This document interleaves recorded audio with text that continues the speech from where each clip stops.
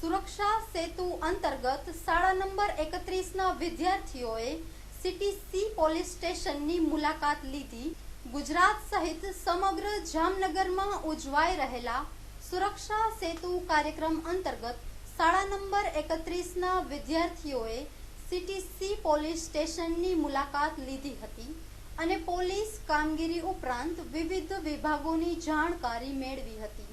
આ અંગે city સીના PSI Ajitsinh ચાવડાએ પોલીસના વિવિધ વિભાગો જેવા કે ફરિયાદ વિભાગ, ઇન્વેસ્ટિગેશન વિભાગ, વાયરલેસ વિભાગ, LIB વિભાગ, ડોગ સ્ક્વોડ વગેરે વિભાગોની વિદ્યાર્થીઓને વિસ્તૃત જાણકારી આપી માહિતગાર કર્યા હતા। માટે પોલીસ ડિપાર્ટમેન્ટમાં VHF નો ઉપયોગ થાય છે।